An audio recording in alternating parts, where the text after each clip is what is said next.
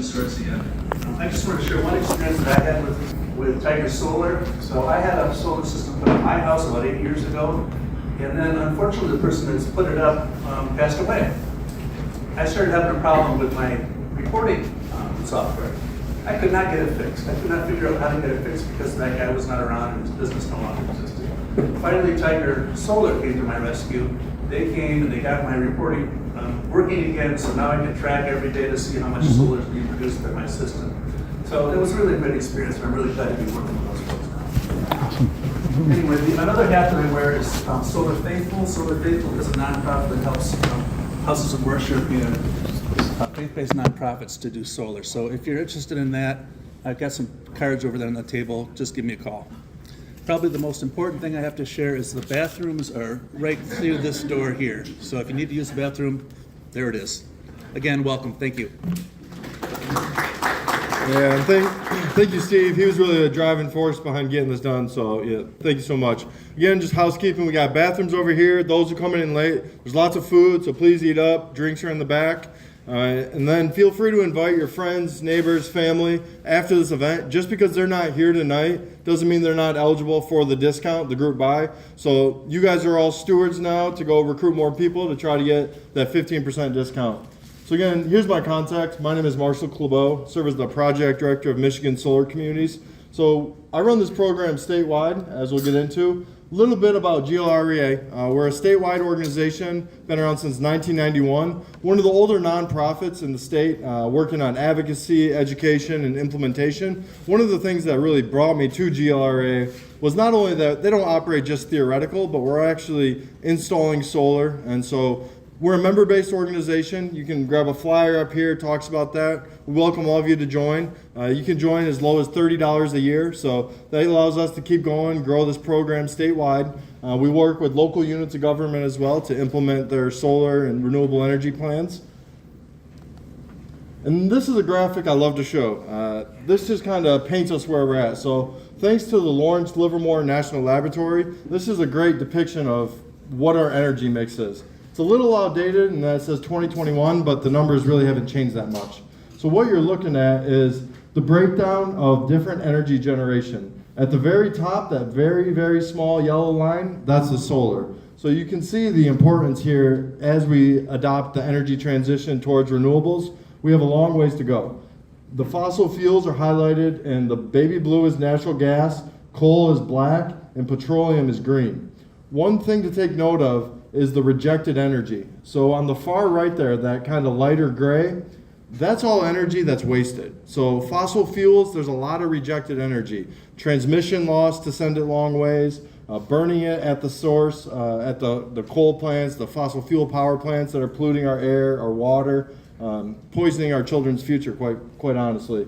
And so as we adopt solar, some hydro and wind, geothermal, you can see the importance of what the actions that you can take at your home, encourage your place of worship, encourage your children's school, and encourage your business to adopt solar. It's all hands on deck moment.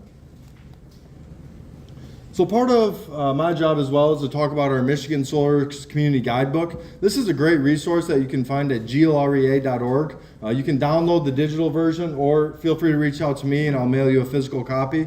This guidebook was 3 or 4 years in the making. I say everything under the sun. Any solar question you have about renewable energy, how to implement it, what it is, who's doing it, it's all in the guidebook. So it's about a 100-page document that will answer a lot of your questions you may have about renewable energy and solar in general. So that program and that book was thanks to the state of Michigan, the Environment, Great Lakes and Energy Office, EGLE. So definitely shout out to EGLE. They're doing good work. This is just another slide, and you'll get these slides after the presentation today, so don't feel like you gotta grab a photo or if we're going too fast for you, it'll definitely hit your inbox hopefully tomorrow.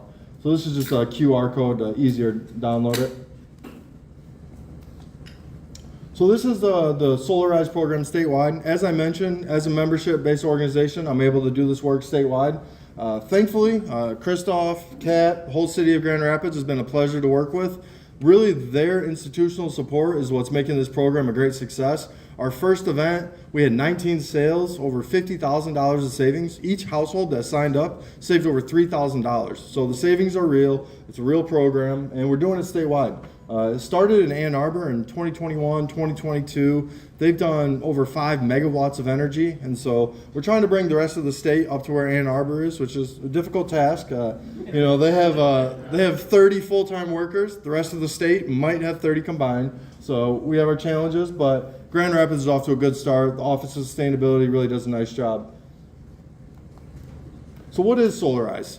Solarize is an educational model, peer-to-peer group organizing. So when we all come together, we can get a group buy discount. The idea is that when our neighbors work together, families work together, we're helping the solar contractors that we work with because they're having consolidated solar installations all in the same city. They can do the permitting in one swoop. They can do the site visits in the same day, not having to drive 45 minutes to Big Rapids, 45 minutes to Kalamazoo, hour to Lansing. It's all kind of packed in here in Grand Rapids. So that's the idea behind the program. And now I'm going to kick it off to Christoph, who really thankful to have him. His AmeriCorps service ended, but thankfully he was able to stay on board and couldn't do it without Christoph. So thank you so much.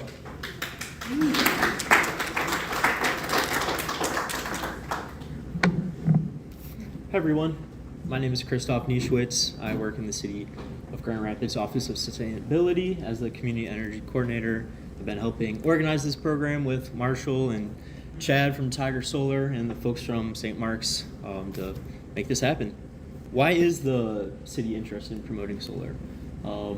Solar energy, as many of you know, helps lower energy bills, reduce carbon emissions, promotes access, strengthens resilience, and fosters job growth. And the city is also interested in meeting our community science goals of 63% greenhouse gas reduction by 2030 and 100% greenhouse gas reduction by 2050. So the Solarize program also fits inside the Grand Rapids Climate Action and Adaptation Plan. The CAP is a roadmap for how the city intends to reduce greenhouse gases and prepare for the impacts of climate change. The CAP was created in partnership with the community, and there's a specific action that calls for the creation and operation of a Solarize program. As I've kind of mentioned before, the CAP is a collaborative effort and intends to educate and support the community and business. We did a greenhouse gas inventory, and it kind of indicated that about 98% of our emissions within the city are from commercial and industry and transportation, and only about 2% of them are from the government operations. So our job now is to support the residents and industry on how we can collectively reduce our greenhouse gas emissions. I'm just throwing this up here really quick for those who are not in the historic districts. You're pretty free to install solar on any roof facing any direction and install on the side or back of your yard. If you are living in a historic district, there are a little more limitations, and we can chat with that afterwards if that does qualify to you. And just wrapping things up here, as Marshall said, we had a really successful first cohort. We had over 15 people sign up, and that unlocked the 15% savings for everyone, and I'm hoping that we can achieve those savings again. And I'm going to pass it on to Chad. Thanks, City of Grand Rapids and GLREA, so thanks you guys. But I guess, there we go. I'm from Tiger Solar, so I'm the contractor you'll be dealing with if you sign up tonight. And I don't know how long I can manage to stay behind a podium, so I think I might do this. All right. My name is Chad Becker. I got the chance to start this Michigan branch of Tiger Solar 6 years ago. You're going to see a little bit of that history. But really, I know that a lot of you are here tonight because there might be two reasons. One, you really might be motivated to go into solar. You've been thinking about it for all the green, sustainable reasons, great things that Marshall was already hitting on. And here's a quick guide that'll be the second page of your proposal if you get a free solar quote from me as part of this program.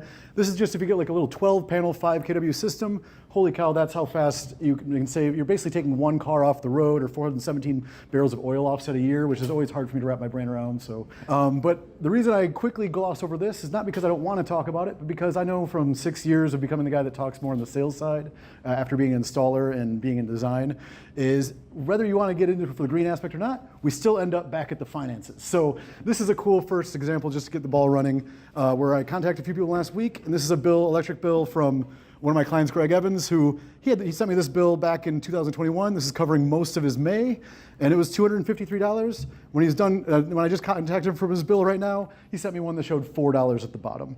That is a perfect example of how spring, summer, fall tends to look when you go solar in Michigan. With that being said, pay attention to the asterisk. Your winter bills will be a little bit bigger or closer to normal, and we'll get into those details as well. But then just for the record, that is the system that bill is connected to, just a little 20-panel modest system. So to tell you just who I am a little bit more though, this is just showing some of the history, and you guys are proving it tonight. One of the best ways to support solar is community-based, is just kind of talking to your friends, and really referral chains is how we've grown this branch, where that was my third customer in Mark Schmidt over in Talmadge Township in 2019, and luckily last year his neighbor across the road saw his solar on in front of his house, finally started talking to him, and next thing I know, now he's one of our new favorite clients. I'm going to end up talking way too fast, but that's just because I'm trying to burn through these so we can get to the question and answer. I'd like to just actually talk to you guys. So quick rundown, we've been around 20 years. I got the backbone of a big company that kind of makes my rates, I think, really competitive in this market, but we're still trying to operate on the local level. That's where even Steve Mulder, who just talked a moment ago, wherever he ended up, he definitely knows Kyle personally. He's who went out and serviced his system. Kyle's who's helped me build this for the last 5 years when he joined me about a year in. And we've got our tag team of, these are some of the designers I still talk to this day that I was working with in 2017. And that's just what keeps us, we're trying to just really keep our own branch local. We have a group of our own 5 guys with Kyle and me working together to build these. If you want to look us up even more though, you're going to find all sorts of great Google reviews. You're on the GLREA sponsor list of installers at the very bottom because it's in alphabetical order. And definitely Michigan Saves, if any of you end up looking into lending, Michigan Saves is one of the main lending options in Michigan that has Lake Michigan Credit Union attached to it for your options. You can find us there as well. And if you've seen any of these larger projects around Grand Rapids, that was us. So here we are on the roof of the scariest project we've ever done in Calvin Reformed Christian Church, right on the edge of the historic district of Grand Rapids. I was happy we were on the not historic district side of that map. So we were able to pull that off without much ado. Other than scariness. And then just found one old picture from Michael Wassenaar. I know he was someone that was thinking about being here tonight, but he had a family taekwondo tournament to worry about. So basically, though, that was a historic district. We've gone through those hurdles before. If you are someone in that kind of situation, that is the only way it will really be held up. As Christoph was getting at, they have made the regulations for non-historic districts even more open and to solar than they ever were before in the last year or two. And these booklets of all of our projects are out there. And then I'm realizing after building this 2 years ago, almost everyone seems to know Camp Roger. So maybe some people in this room know Camp Roger. That was us that put it on there 2 years ago as well. And that was... 1 minute. Oh, 1 minute? Oh, really? You're timing me? Wait. Oh, okay. I can't tell if this is a joke or not. All right, then here's just where we are on Grand Rapids. But I'm going to throw it to John Chapman, one of my original earlier customers that wanted to talk tonight. Is that the 1 minute hit right there? All right. Okay. Solar story to hear about the experience with the exact contractor. So thank you so much, John, for coming and sharing your story. Sure thing. Yeah, I'm John. I have solar panels. That's my qualification for being here. I kind of come at it, like Steve said, the creation care kind of angle, and the financial aspect is almost secondary to me. But yeah, raise your hand if you have a gas pump at your house. Like, that you pump it out of the, yeah, nobody has that, but I kind of do that with the electric car and the solar panels. All these years ago, 2020, I contacted Chad for a quote. I had a quote in probably an hour. I was motivated. Yeah, he's a motivated guy. He talks fast too, so we know that. With estimates, he's also got some data here that beat his estimates, so he's going to be generous with his estimates and say, I'm gonna give you this, but it'll probably come in above it. Yeah, everything has been very reasonable. His crew are trustworthy guys. Yeah, it was a great experience from clicking submit on a website to having consumers' energy bills be laughable. Thanks, John. So, yeah, I'll be around for questions too if you guys have any personal questions. John, are you city Grand Rapids? Yeah. Oh, wait, you are? Wait, what? As in where he lives. Gotcha. It's like, I thought you worked for Myers. And then I did have one other possible, do I get 5 more minutes? Yeah. Okay, good. This is another person I was hoping might show up tonight, but he wasn't sure if he could make it. So Greg Evans is also the backbone of the Enphase system, this more recent microinverter system we support that I have his pulled up here, where whether it's John's or even our most recent microinverter system, you're getting per panel monitoring once you get your system up, if you get the default inverter system from me, where you can tell exactly what each solar panel is up to on an individual basis. So if anything goes haywire, you've got the 10-year warranty from Tiger Solar. That's also basically also the background of Kyle. When I pulled him in 5 years ago, he did 10 years of solar in Arizona, half of it running around just servicing like systems that needed servicing as well. So he's seen everything. It's been great to have him on board, and that's why he was able to help Steve so easily, and that's why we're happy to just fix anything if need be. No big deal. And then right back to these bills. How are most of the microinverters? I know they're per panel, and do they last a couple of years? Do they last a couple of Lovely, decades? yeah. Micros, I can go straight to question and answer. I like that better. Let's do this. No, but micros, actually, you're going to see a 25-year manufacturer warranty on these guys. The classic wall-hanging inverters used to only have 10, maybe 12, but it's one point of failure. Where these, they're just so mass-produced, just one that's meant to bake under your panels for 25, 30 years that they're putting the confidence in that. Enphase Still work when one of them goes bad. Exactly, and the whole system doesn't go down if one of them goes out. One of the worst things that could happen, one of our jobs like 4 years ago was summer, like COVID going on, supply chain shortages, finally get an inverter for someone that was a wall hanging one, and it dies right out the gate. And we're waiting 3 months for the RMA, and next thing you know, they're just, it's just really left a bad customer experience. I love my microinverters for those kind of reasons. Yes? Yeah, what is an inverter and do I need one? Yeah, okay, inverter, I love it. Inverter is just, when the solar panels make electricity, it's DC. It's just pushing electrons around. The classic idea, you think about electrons moving in a wire, but AC is the alternating current inside your house where it wiggles back and forth. If you don't know that, then that's the basics, really basic.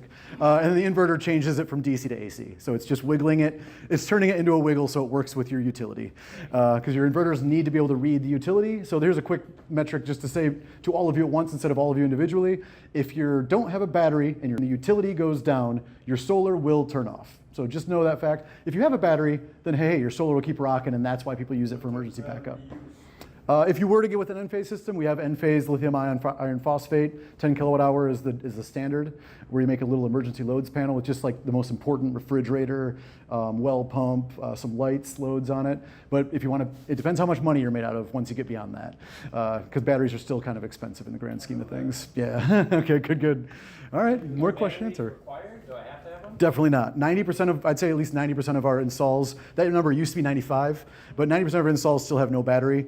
So that means our battery, number of people that go battery have doubled in the last few years, I dare say, but that's still only 10% of the installs we do, probably. So a common question too is, the Solarize discount applies to the solar angle. It's not going to apply to your battery, but the tax credit, you're still eligible for a 30% federal tax credit.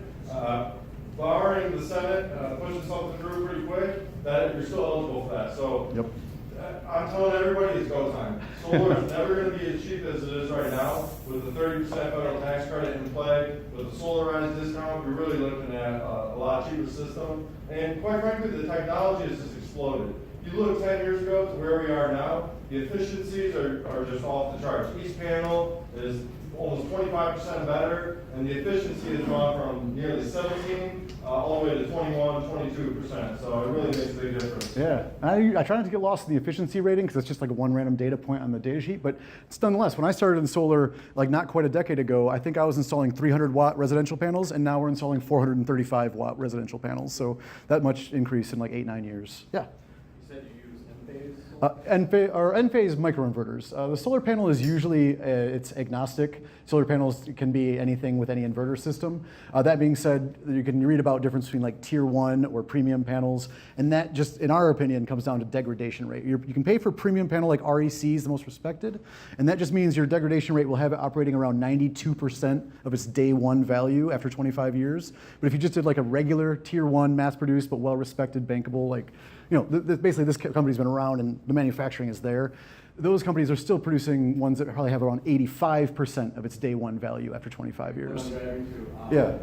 Where are they made and are tariffs becoming? Tariffs aren't affecting me yet. I have, luckily, one of the great things I was mumbling about early on of having the backbone of a big company is I have my solar panels set at least for the next 6 months right now. So right now, I can get you a quote that'll have Hyundai's, it'll be Korean. There might be some of you that, or there might be ones that get one of the other ones that'll be a different trade wins. It's always a hard thing to knock down. You can request American made, but with how that tariffs and all these extra angles are coming into play, if it was expensive to get American made a year ago, it's actually more expensive now. Whether or not things are coming online, they're that much more in demand because of these domestic content type plays that are being added to commercial elements. They can get an extra 10% off. And so domestic content, we're getting there, but it's still gonna add a little bit of price to your quote if you want me to quote American made, as far as the panels. But that's true for most items. What about the inverters? Are they made here or are they made out of the? Actually, the Enphase, you can get American-made inverters as well. That won't be that much of a price uptick. So if you want to request that, I believe those are online and available now. But yeah, everything American-made will just be a little bit of a price uptick. Sorry to say, we're not quite there yet as far as what's the backbone in America. Yep. Okay. Yeah. Enphase, is that a technology or is that It's just the brand name. Yep. The microinverter is kind of the technology we're really touching on, where every single individual solar panel has its own micro inverter mounted right there below it. And that means that all of them are acting independently of each other. It's something that definitely helps with shade mitigation. If you have any tree shade in from your house or from trees, it's just smart to get a microinverter so that way there's the one negative panel on a string of 10 doesn't slightly reduce the capability of the rest of them. Now the other newbie question I Yeah. have is, how snow? What happens Yep. when we do get snow? Then, yeah, I love it. That actually goes back to John, wherever my John.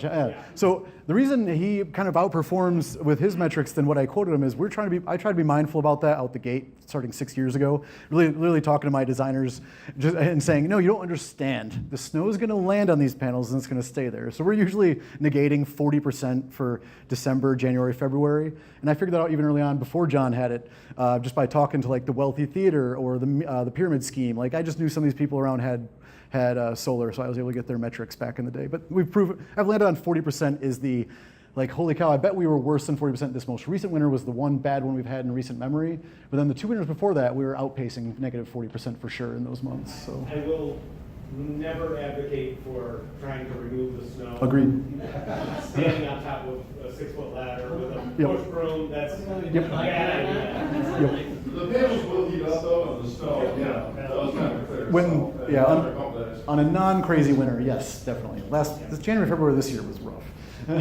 All right, yeah. Yeah, I had a related question. I mean, when you're doing maintenance and the rate that it loses over 25 years, are you supposed to be like washing the surface? Nope. Definitely, there's nothing crazy going on in Michigan. Even a little bit of pollen will wash away with the rain. And there's really cool studies that I've been meaning to do my own just so I can say it's mine. But when you get this per panel monitoring, there's definitely lots of documentation. People going out, and I think someone on the Michigan Solar Users Facebook group did it, where they wiped off one of their panels but left the rest of them still covered with that slight layer of pollen. And they could, if there was even a 1 or 2 watt difference, it was nominal. Like it just proved that holy cow, it had no real effect. What was going on there? Yep. I guess I'm wondering what Cottonwood sees. Okay. Yeah, it's bad right now, but there hasn't been any terrible metrics on that yet that I've seen. Okay, I'm going to keep using this as the backbone, but I'd love to keep it getting interrupted. Yeah, go for it. What happens when you need to reshingle? That is, yep, if you think you want to re-roof anytime in the next 5 years, do it first. Either wait to get the solar or maybe speed up getting your roof repaired. If you were to go solar, and then let's say you do want to do it in 10 years because it wasn't the perfect timing. Right now, if your roof is really like modestly sloped, I could maybe get you a $200 rate on a uninstall, reinstall. There's no fancy word for it. Uninstall, reinstall. $200 per panel is like the lowest, most positive metric on that. If you go through a proper company like mine. I've heard of people finding guys that will do it on the side for cheaper, but that's not, that's just a fun. One of the options available to you, if you do finance through Michigan Saves, which can't say enough good things, so the nation's first green bank, they're a great partner of ours, and Tiger, that you can rope in your roof replacement with the solar to get a lump sum and finance your roof to go with the solar at the same time. So that's an option to kind of kick the big can down the road. And one of the benefits of Michigan Saves is there's no penalty for paying it off early, so you can take out the financing and kind of pay it as you go. What kind of rent rates are you looking at? I think their rate right now, I mean, it's crawling with everything. I think they're high 6, low 7. Is that interest rate right now? But definitely, it'll change based on your credit and things like this. Is that roofing bundle option something we would find easily on the Michigan Saves? Yeah, they'll be on the Michigan Saves application. And then.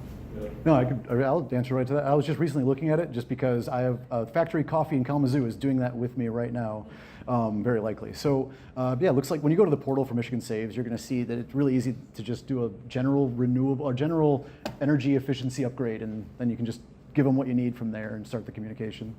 Yep. Yeah. What's the process for actually designing the system for the individual house? That's where I'll come in. If you sign up in one of these, sign up sheets, or just go to our website and we're tell them. signing up for you to come out. Yep. It's not a commitment. It's Not a commitment, just a free quote. If anything, because there's so many of you that seem like I might be signing up tonight, if your house is really clear and I can get some really awesome imagery off of it, like because I have LiDAR, I've got these really awesome tools nowadays in this program called Aurora. I used to work in the design office, Google Earth. I very possibly will do a preliminary quote without even stopping by, and then really start the conversation with you. I'd love to do a Teams, love to do a phone call, but then I'd love to stop by if you want me to stop by. So I'm not afraid. I'd love to do whatever is most convenient for you is honestly what I'll push you towards, or you push me where you need me. But I'll probably try and do it remote but if there's a lot of tree shade and a lot of question marks, then I'm going to push for stopping by so I can, at worst, put a drone in the air and make a drone model. Because when the trees are really questionable, LiDAR and things I can do remotely isn't great. So What the LiDAR is, it's kind of like Google Earth on steroids. It's going to show where all the trees are. It'll show where the sun hits and the different efficiencies. So it's really amazing technology. yeah, it's helping out a lot. Yeah. Just to clarify on the bundling the roof with this project, you would get the 30% off or rebate from roof work as well as the solar. No, just the solar. There's some sneaky IRS.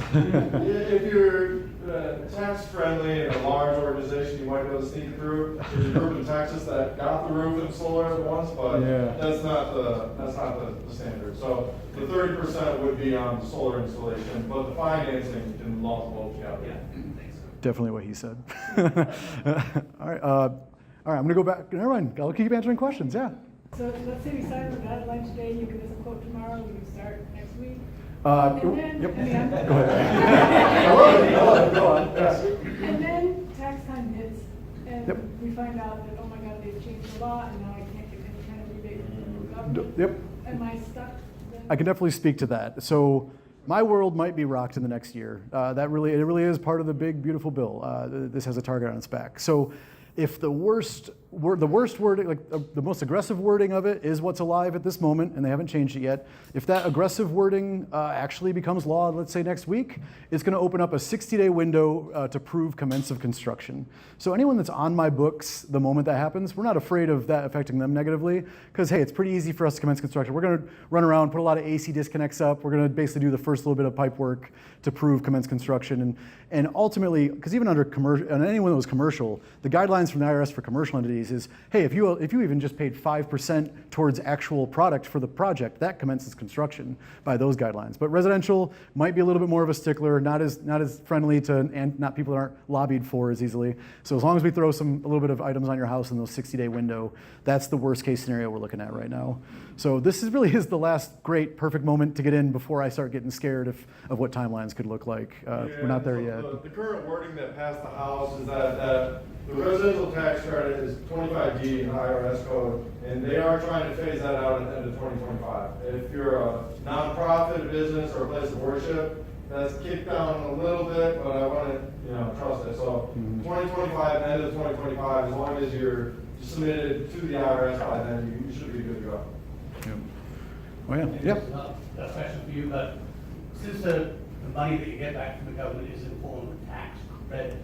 Yep. If you don't pay that much tax, Then- then they will give you a roll it forward. It does, yeah, it does roll down the road. If the only person, just to give a good example, the only person I ever had reported back to having problems where they had to actualize a lot more stuff they weren't planning on it, and they joked they were going to give more piano lessons next year, was someone that was a retired teacher in Michigan, and their pension was literally tax-free.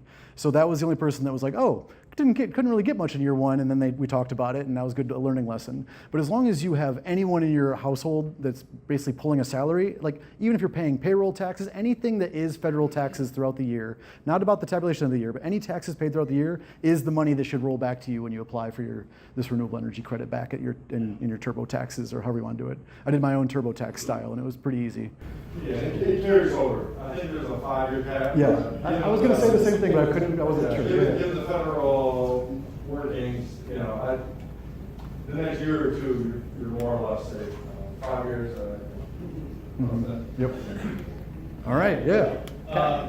Say I'm interested in solar, but can't yet afford a battery at this current time. Yep. Is there any way I can set up my system to change it in the future? Yeah. or add to it? Like you're going to keep hearing me say I love Enphase. The other cool thing I love about Enphase is the way that the battery system's installed. Whether we did it at install or later, it's kind of just all we're going to do is reroute one pipe into a charge controller, and whether we do that at a later date or whether we just design it by routing that way the first time. Barely a difference. So it's pretty easy to add an AC coupled, it's an AC coupled system when you do that with Enphase, but that's really easy to add on a later date. Just like any orphan system, even if someone here does have an existing solar system, you can pretty easily add an AC coupled battery system at a later date. Some people just love their DC coupled systems, but now I think I'm getting into Greek. So if anyone knows that, understands what that means, just talk to me about it after. So. And you are eligible for another 30%. So you do solar this go around. If you want to add a battery in 2 months, you can get another 30% on that battery. So your continuing projects are still eligible for that tax credit. Yeah, that got a little bit more confidently put that way like 4 years ago. That was nice. Yeah.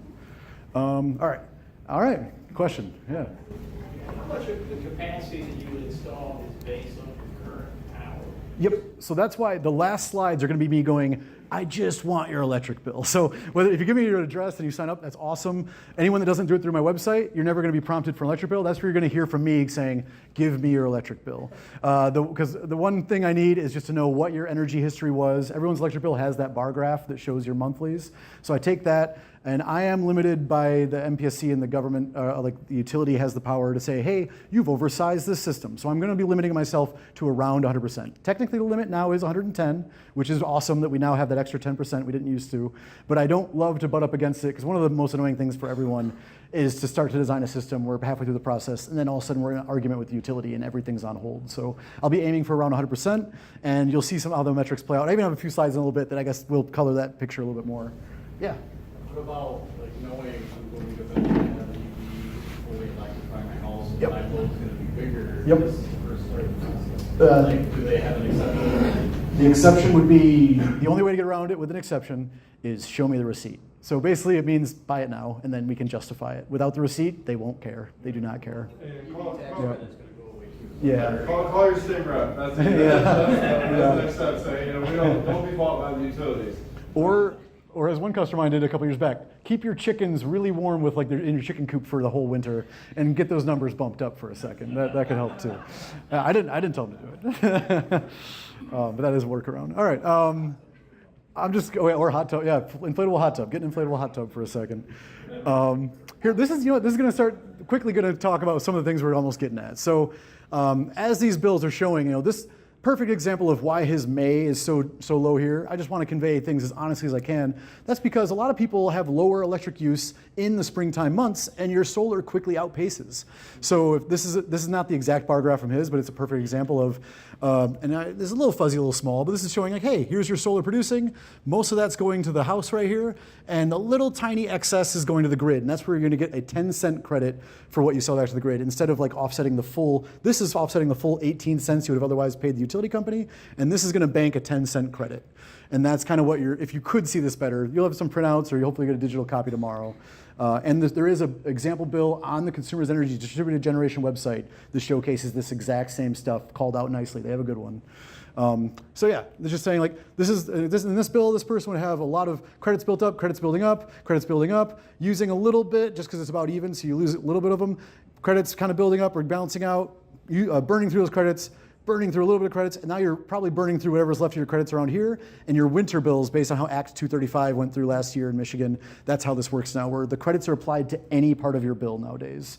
So that's why people are now seeing really high winter bills still, and then the rest of the year is a lot closer to zero. So you are still gonna see your winter bills just be up there a little bit, just based on the sheer fact that we don't have one-to-one credits. 5 years ago, and it's becoming a thing that's barely around in this country anymore. All the utilities have done a good job of basically getting rid of one-to-one credits for solar. So it's about a 10-cent credit. Yeah, a little bit better than 50%. I wouldn't want to shave it down by saying it that way, but yeah. But half the time though, let me see if that graphic's right here. Half the time though, you're going to be selling that solar right to feeding your house during the day. So it will save you the full 18 cents during the day, and then you're selling some of it back for 10 cents. So. And then just keep letting you wrap your head around it, since I've got all your attention at once. Like, this is a curve showing power produced. The blue line is your solar production. That's why on cloudy or non-cloudy days, you see something close to a curve. All those spikes usually represent a cloud went by or some cloudiness for a bit. So a nice solar curve is that. But then you're seeing this person's consumption is way below that during the day, kind of matching what's going on here, where some of it was selling back to the grid. And then then Greg Evans did get himself an EV. So then you're seeing his EV spikes is what. But yeah, that's the kind of production monitoring you get with an end-phase system. So, all right. And then this is just the example bill you really can find right on the Consumers Energy website. Rather than try to recap something you can barely read, just know that that's there. This is literally their example on their website. And if you were to go solar, the only things, if you don't have a battery, the only things I want to hang on the side of your house, this one has to be external, just for fire prevention, fire access purposes. It's a fire code. This is an AC disconnect. And then this is my little AC combiner panel, but it's called an Envoy as well. This is the smart thing that reports back to your Wi-Fi and monitors everything, and all the strings get combined in there. And this is the size, this is me just holding my hand. I should have brought one with me tonight, where it's just, that's a little microinverter, a little thing that's mounted to the rail right there. If I can just point out something Yeah. on that slide. Please. Chad designed the system. He goes, okay, now I got to run a wire all around your house. And I'm like, that's pretty ugly. Could you do it inside? He goes, Your basement, yeah. He goes, absolutely. So that was just a wonderful service and wonderful adjustment to meet the. And I make the maps, like, I used to be I was very hands-on with your job back then. And nowadays I'm so good at making the maps and handing off information to Kyle and the team, because me and Kyle work hand in hand to this day. Like, Kyle was on your system even 4 years ago, right? Yeah. If anything, he's the one that probably ran that wire, if I recall correctly. Yeah. So, yep. Cool. All right, then just real quick metrics. When you do get a proposal from me, here's just like a carve out of a page. Usually you're seeing systems getting an ROI of around 10 years. The bigger your system, a little bit better the ROI. The less trees you have, you're going to see a little bit better ROI as well. But really, this a $22,500 system turns into a little bit over 15.5 after the tax credit. With all that tax credit usually coming back to people in year one. And if you think about it, by year 4, you're basically back to half that cost being back in your pocket. Once you really look at all the metrics I'll give you in a proposal. And then of course, financing is another option that we can then talk about if need be, through Michigan Saves or another partner. So yeah, I'm close. This is close to the end, and then keep on interrupting me if you want, but here's the last couple slides. Basically, we've already kind of hit on this. This might be the last great second for that 30% tax credit, because who knows what's lying ahead. And that's where this Solarize incentive on top of it, like, holy cow, this 45% off that you might be able to get tonight is a lot different than potentially zero in just 6 months. And that's gonna change my world a lot. So hey, I'd love you to take advantage of it. It's so cool that so many of you showed up tonight. Here's the timeline for what lies ahead. You have until June 27th just to make sure to sign up to get the quote from me. Looks like I have a little bit more breathing room, where I bet if any of you sign up tonight, you're probably gonna hear from me in the next 2 weeks, at least get some sort of ball rolling. And then it's just a matter of, these are really the timelines. So then I'll get to the quote guaranteed by July 11th. And for every person that's signed up by then, I was trying to get that, there's gonna be that 1% off, as long as, if 10 of you sign up in the next month, then all of a sudden all of you get 10% off. I've already got my contract built that's gonna say that really clearly highlighted huge. And I would love to just have someone interrupt me now, because I think I'm rambling. So yeah, go for it, Kat. Oh yeah. If you don't get solar now, your energy price is only gonna keep rising. Utilities are never gonna decrease that return on investment for their the investor-owned utilities. It's the best investment you can make. They 13% return on investment for these owners of these big utilities. So that price is never going down. They're having to return on coal plants in Michigan from a Trump executive order. That's going to raise your rates. So the rates are going to keep rising. But solar is one of the few investments you can make that pays for itself, and there's still a lifespan. So there's always some questions. Well, year 25, does my panel stop working? The panel keeps working. It's just going to lose a little bit of that efficiency, and that's that 92% share I was talking about on that top of the line panel. So year 30, you're still looking at an 80 to 90% efficient panel. 30 years down the road. So panels from the 70s are still working today. Yeah, that truly the panel is not the thing that's going to break. No moving parts in that. So yeah. If you back up a slide or two, there was another incentive that's going away. Oh, well, that's just, I kind of glossed over it too fast because we've been talking about it so much. That was just my way of saying, hey, the extra, this is just me being cheeky, the extra incentive is, hey, we might lose it. So that's all that was getting at. Sorry.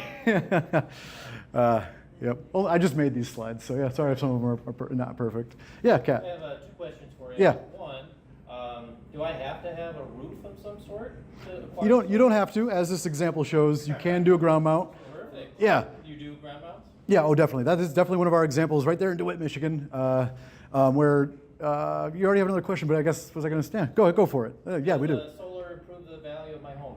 Yeah, it's getting more proven all the time because it's becoming so ubiquitous. I have a feeling Marshall can almost answer that better with all the things he has in his pocket. But I feel like, What I'm seeing just from mostly national studies, some Michigan studies, is that it does increase anywhere from 4 to 5% average resale value on your home. So it is a solid investment, especially as energy prices are going to keep rising. I think we're going to have more and more people looking at solar as an asset for the house. And putting that putting one of your summer or spring $0 electric bills just in your materials when you sell the house is a huge way to win over at least half the people looking at it. But of course, there's the 20 or 30% that might be turned off, but that's on them. Yeah. Yep. At the end of the life cycle of these panels, are they recyclable? Where are all these panels going? We're getting better at that as a country, but man, we don't have a facility in Michigan yet that I know of. Unless you know I something. don't know. I think Minot and McKay might have a Detroit facility, but it's a long way to go. I mean, the panels themselves are becoming more recyclable, and people are starting to think about it. I'm actually working on a second use program, second life program with Michigan Energy Options. We got some grant funding to investigate kind of repurposing these panels, especially for low-income residents or a community center as the panels come offline, because they still last for a long time. They're not as efficient. Even ones that show up shattered to our shop still work. It's just you don't install a shattered one. Yeah, yeah. Seen that many a times. Only because someone put a fork into it or something like that. But I feel like there was something I was going to say on that front. Oh yeah, I just thought that a great example. This most recent Green Earth Day, Comprenew always has those free drop-off days. I threw a few random inverters in a truck, but I also brought 2 solar panels with me, and they took them. They were like, we'll put those in the general scrap. So they were still willing to break them down. It's something that probably costs them money, but they're willing to do free drop-offs those days where they turn it into their this is gonna be filled with some things we don't want, so we're gonna put it in our general scrap where we tear everything down and they know what to do with it. So Comprenew was willing to take them. They had the guys there talk to me about it. It was kind of cool. Yep. Are there any rules that protect me from my neighbors growing tall trees? To have to remove their trees? No way. I don't think so. If your neighbor has tall trees, that just stinks. Yeah. Oh, it will get bigger. And I'm waiting for the drones with lasers attached to them to help us. Hey, I'm just going to take the top 5 feet off. I swear we've got to be getting close to that. There's no city I don't think. My panel was there before history. That's a classic city problem too. My view just went away because they built another building. I think it just at the moment it is what it is. Solar being as niche as it still is. Yeah, I don't think we're gonna be able to win that fight, sadly. Yeah. There used to be 2 programs with consumers. One would pay up to your bill, and then one would buy the electric from you and pay over what your bill was. There wasn't a cap on it. It was like program 1, program 2. Got you. Is that gone? It might be something lost to history, unless it's something that I could. There's a couple ways I could attack this. Do you know about the one that was? Okay, basically, let me answer it real quick, and maybe Marshall knows something. Approved for the second one, which is they'll buy over my bill, buy a solar system. Does that mean does that mean you agreed to basically a buy all, where they're going to give you like 5 cents a kilowatt hour instead of the They give me the full 10? rate. Holy cow! How'd you get in a program like that? You must be a grandfather, didn't you? You've had a system for a while? Got you. 10 years ago. Yeah. Yep. One of our bigger projects that I might even have a slide from, Eldine Shipyard, was one of our biggest earlier ones. I don't know why I'm needing a slide for this, but we've done like 4 of his buildings now, or really he has solar on 4 of his buildings. We've done 3 of them. And he definitely was in on one of those early consumers energy programs where he was getting paid at a crazy awesome amount for what he was selling back to the grid. But that program is, yeah, your grandfather did. Way to go. Yeah. Yes, to install these problems, you're gonna be putting fasteners through the shingles. How is that flashed, and have you had any problems with leaks? Yeah, it's a very tried and true concept. I feel like if I want to drop the microphone, I could grab one out of my bag. So you can ask me to see it later. But just truly a flashing concept where the flashing's tucked underneath your shingle line, and there is one penetration that's elevated. There's even it's one of the screw that has a giant gasket. There's a gasket on the attachment itself, but really it's this big metal flashing that now has metal flashed that entire area with that one penetration going into your rafter. And we have not had any problems with leaks. The one time we went out because someone thought there might be, we go inspected their attic, and we climbed back down going, hey, it's coming from this bathroom vent that's not even underneath our system. And sadly, the homeowner goes, oh, I knew it, but they said it was you guys. We're like, And then it just kind of killed our time. We had to prove it for them because they just got their roof done. So yeah, that's just a tried and true concept. You can look up Iron Ridge flashings is the tried and true, pretty standard one out there. And yeah, good luck finding people that had if someone had a problem with it, that means they had an installer that really did some crazy stuff is usually how that would go. Yep. Yeah, how often do people have to upgrade their panel? The actual solar panel? No, sorry, the electric. Oh, the actual panel. Luckily, because of in Michigan, in certain municipalities around the country, you might have to upgrade your panel if they wouldn't allow a utility side tap. But because in Michigan we are allowed to do a utility side of your main breaker tap, we can almost always find a way to interconnect without having to make you get a main panel upgrade. There are situations where we might be like, hey, to make this make sense based on how old this is, we should get you one, but we can I'm almost never forcing those onto a quote needlessly. That's for sure. That gets tied into the federal tax credit too. Oh yeah, that would be tax creditable. System enabling upgrades. Yep. True. Very true. Yeah. Oh yeah. Jerry, my master electrician, is happy to have me tag those on. Yep. Yeah.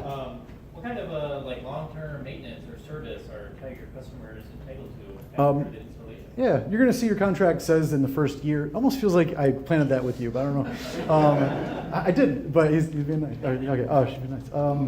Then the first year, there's like active monitoring.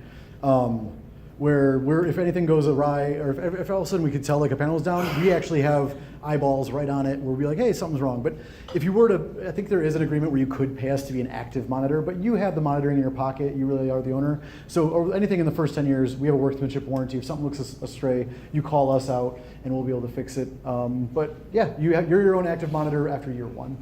And no maintenance, as far as maintenance, no, we're not seeing there as being any real maintenance that needs to be done on these. It's one of those great things you just set it and forget. So, yep. If you don't have money to join in this cohort, is this a recurring thing that will? I know that Terry here would like it to be as recurring as possible, and there might be some other. I think GLREA is going to have some other Solarize events. So, and just if I get involved in one of the next ones, is just a little up in the air. But yeah, I think there might be some other Solarizes at some later dates, but none are planned right now that I know of. Yep. So, Solarize GR will be reoccurring. We're planning on doing them every 2 months about. So this is our 3rd event. We've had 2 previous. There's 2. We're planning on keeping every couple months. Mm-hmm. Yeah. Obviously, the best orientation is south. What's the Yep. Yeah, anything within 30 degrees of south is what I would say. If it comes down to for a long time, it's like, we like to do anywhere between 90 down through, down to 180 and up to 270. Like we just want to be on that southern window. And if you have a roof that has like due east and due west, and all things being equal, I would push you to south for 2 reasons. One, it seems like I meant to say west, where basically if you have west production, you're more likely. I would push you back to south. Yeah. If I were all things being equal, east versus west, I go west just because you're more likely to have your home is a little bit warmer in the air conditioning months later in the day. You'd rather have your panels turning on when you're getting home from work rather than them heating up the most when you're at work. Oh, and peak rate, yeah, thank you. Man, I swear you guys, I didn't plant these questions. Peak rate, yeah, all of you have the between 2 and 7 p.m. in the summer months. You're paying time and a half for electricity, and you're also getting time and a half when you sell back to the grid. So that 10-cent credit does turn into a 15-cent credit, and now you're offsetting 24 cents or some such, 24, 25, 26 cents instead of just the 18. So yeah, I maybe to a fault talk in conservative metrics too much, and that's why John and people end up with good numbers that make them happy years later. So, yep. All right, I really probably was through most of my actual slides, but I'll still leave it on this final one. One more question. Yeah, please. Yeah. If we're in the boat where we do have to get our roof done in the next couple of years, Yep. and we decide to do the Michigan Safe thing altogether, Yep. is the timeline feasible, do you think, to be part of like the 15% off if 50 people sign up? The thing you said, the fact that you said 2 years is where I'd want you to clarify. Well, in the next couple of years, I said. Got you. I think what, in the next like, Yeah. 5 years. I gotcha. Then that's just where Well, you're. we bought our Yeah. house 6 years ago, and they said in the next 10 years. Gotcha. That's where the gamble comes into play. That's where those like incentives of the moment are coming from, where it's like, hey, I've never quite felt the solar incentive 30% tax credit to be in danger like this before. So yeah, if you don't act in the next 3 months, there's a chance something weird happens with this big, beautiful bill. And next thing you know, it's a ticking time clock. If we want to do it now, Yep. like, because I don't know how long it takes to do a roof. Does that, like, will we be able to do it by the July, like, deadline or whatever? Oh, I got you. Oh yeah. Okay, so you're just okay. So yeah, I'll disregard the 2 year. I understand. You just want to do it soon. So then yeah, if usually it depends if you can find a roofer that can get you how fast they can get you in. But if as long as you can get someone to commit that you're going to be building it this fall, then we could definitely get you under contract and just say, hey, we're delaying this one until we get confirmation the roof is done. And even then, yeah, I guess with that whole commencing construction thing I was describing earlier, means even if you're redoing your roof, we could come slap a AC disconnect on the side of your house, and that would commence construction as far as anyone could argue. So yeah, I think we'd be pretty malleable to that, but it still means you want to get it done this year is how that would play out. Yeah. Question back there? Yeah. Two questions. Can you talk about any barriers with standing seam metal roofs? And secondly, have you worked with independent power companies? Yeah, yep, good 2 questions. Make me circle back to the second one in case I lose it. But standing seams are awesome. Standing seams, it just means we can use the same S5 clamps you might have seen holding anything to a standing seam roof before. Even when it's the tiniest standing seam, I'm always amazed that we can get an S5 clamp that's rated and engineer stamped for us to put our rails on it. So we're making no penetrations into a standing seam roof. We really are just clamping onto those things. And I bet one of these big projects that I was zipping past way too fast, I think has a good picture of exactly what we're talking about.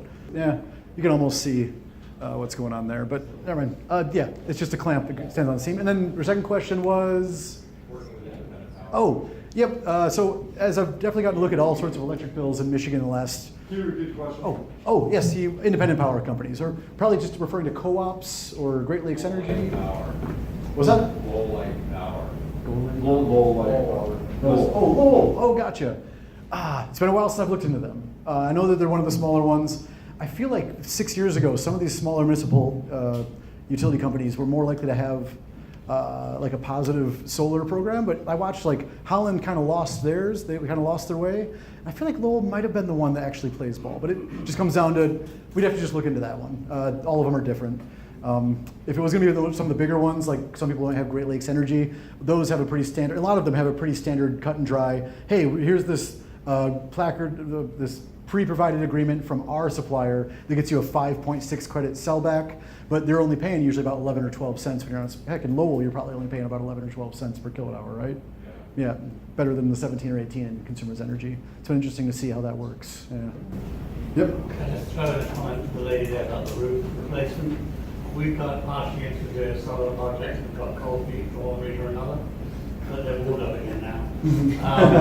But part of that was the question about the roof. Our roof was 25 years old. Yep. And we thought, well, let's just get it done now, even though it was at least 5 years too early. And I was very glad we did, because they actually found, even though the roof looked perfectly okay, they found several areas where it had already failed. It was beginning to affect the underlying numbers. So we found that it didn't. As an Englishman, when we build a house, we put a stone or slate roof on it, so it lasts literally hundreds of years. And so to come here and find you have to replace your roof every 25 years.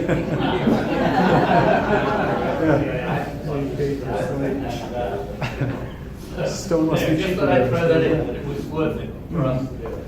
Awesome. Yeah. And then I guess, you know, just because it's a natural thing to talk about based on the tone of the last few questions, and if you did have, even though most people don't have that a home with that, but if you had like a barn that has the other just metal roof that has like the really just simple gasketed screws taped into it, we would connect attachments in a similar fashion to those gasketed screws.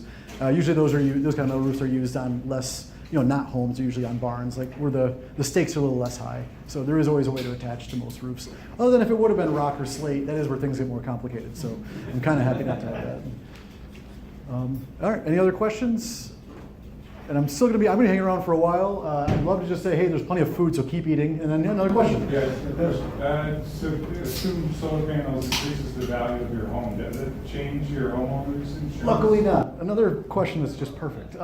Like 4 or 5 years ago, Marshall, you're good at explaining all these kinds of things. You want to take it?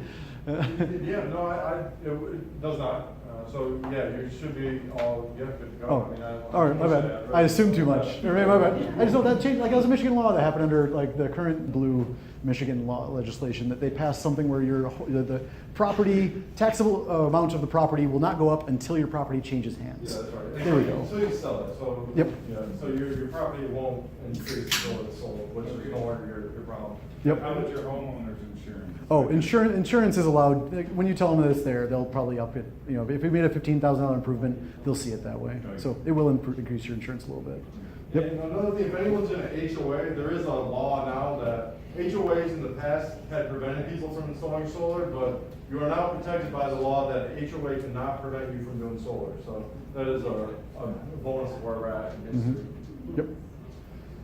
Yeah. Do you ever, in cases of west-facing installations where you don't have the ability to do south, Yep. do you ever do canted panels? I've only personally been Is that involved. a wind hazard? Yeah, exactly. You know, the wind rating is the thing that we almost always would advocate for. Hey, let's just try and, if we can, put more panels in a less advantageous area, especially with how cheap solar panels are getting in the grand scheme of things in the last 20 years. But I've been involved in one install where it was like a roof that was sloped just slightly north, and we did cant it back towards south. It's just going to come with a little bit more cost of the equipment, a little bit more engineering, a little bit specialized engineering just to prove as much, but it's still doable. So yeah, if you happen to have a roof that really we need to look at that, we can. But yeah, we'll usually try and find a way not to worry about special engineering if we don't have to. Yep. Yep. Open to more questions, but also we can break it up if people want to be able to move around for a minute, and then I'll still be hanging around. Yeah. How do we sign up? Oh yeah, those. I'll put that QR code. You can either, if you go to our website, there's a QR code here. Otherwise, there's sign-up sheets on all these tables. Have a sign-up sheet. There's sign-up sheets up front as well. There we go. Just basically that'll get you to our website where you can sign up, and that'll ask you to please give me an electric bill. And if you don't give it to us there, I'll be saying the same to you in a week or two. Yeah. I just had one final comment for the crowd. If anyone has a historic home, my name's Chris. I'm on the Heritage Hill Association board, and the board is unanimously in favor of attempting to make it as easy as possible for anyone in a historic home. We are working with the Historic Preservation Commission, a board of architects who approves or disapproves things you want to do to your house. And so we want to make it easy, but it is still challenging. So go to the HHA website, come to an HHA meeting, which are every Wednesday. There's one this Wednesday, and we can't guarantee anything, but we're here to help. Yeah. I remember the 2 times I've had to go through the process. It was an extra hurdle, but we got through it and it was fine. So yeah, thanks. All right. Oh, cool. All right, Terry's going to take the mic and I'll stop talking for a second. Awesome. Terry Gates, I'm with Healthy Planet Strategies, and I'm helping promote this Solarize program. I was at the very first one and asked for a quote. I sent in my bill and got the quote back, and it was $42,000, and I was like, oh boy. So we use a lot of energy, I guess. So I decided to get 5 quotes, competitive quotes.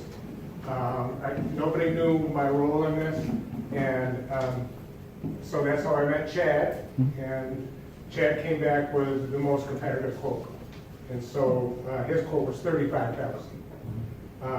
with the 15% Solarize discount, which is why I wanted to talk to you, is I have the contract from Chad, and I'm gonna sign up.